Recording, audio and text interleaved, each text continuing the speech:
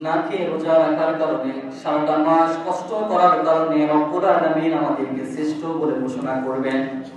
এক নম্বর, আমরা যে শ্রেষ্ঠ মর্যাদা অর্জন করব, সেই শ্রেষ্ঠ মর্যাদা হচ্ছে এই রমাদানের সিয়াম সাধনা করার কারণে আমরা তাকওয়া অর্জন করতে পারবো। বলুন না, কি অর্জন করতে পারবো? তাকওয়া অর্জন করতে পারবো। রব্বুল আলামিন অত্যন্ত চমৎকার ভাবে কোরআনে কারীমের মধ্যে বলছেন, ইয়া আইয়ুহাল্লাযীনা আমানু কুতিবা আলাইকুমুস সিয়ামু কামা কুতিবা আলাল্লাযীনা মিন ক্বাবলিকুম লাআল্লাকুম তাত্তাকুন। রব্বুল আলামিন বলছেন, হে ঈমানদারগণ, তোমাদের উপর রোজা ফরজ করা হয়েছে যেমনি ভাবে ফরজ করা হয়েছিল তোমাদের পূর্ববর্তী উম্মতদের উপরে, তেমনি ভাবে তোমাদের উপরেই ফরজ করা হয়েছে।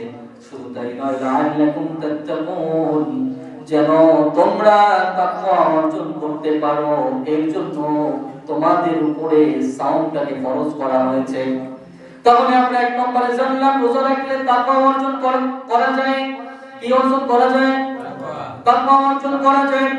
দুই নম্বর, রোজা আল্লাহর জন্য, এবং রোজা যে আপনি রাখবেন, এই রোজা রাখার কারণে রব্বুল আলামিন কিয়ামতের দিন তার নিজ হাতে আপনাকে প্রতিদান দিবেন। সুবহানাল্লাহ।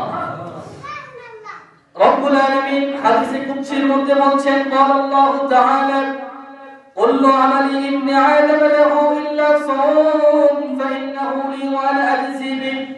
রব্বুল আলামিন বলছেন, আদম সন্তানদের প্রতিটি আমল তার নিজের জন্য, কিন্তু রোজা হচ্ছে আল্লাহর জন্য।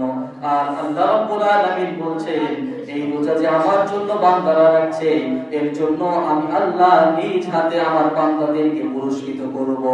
সুবহানাল্লাহ। তিন নম্বর, রোজাদারের জন্য বিশেষ দরজা রয়েছে জান্নাতের, সেই দরজার নাম হচ্ছে রায়্যান। দরজার নাম কি?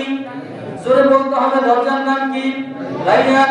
বিশ্বনবী সাল্লাল্লাহু আলাইহি ওয়াসাল্লাম বলেন, বুখারী এবং মুসলিম শরীফের বর্ণনা, ইন্না ফিল জান্নাতি বাবান ইউকালু লাহু রায়্যান ইয়াদখুলু মিনহু সাইমুন। রব্বুল আলামিনের রাজি খুশি করার জন্য, তার সন্তুষ্টি অর্জন করার জন্য যারা রোজা পালন করবে, সিয়াম সাধনা করবে, রব্বুল আলামিন তাদেরকে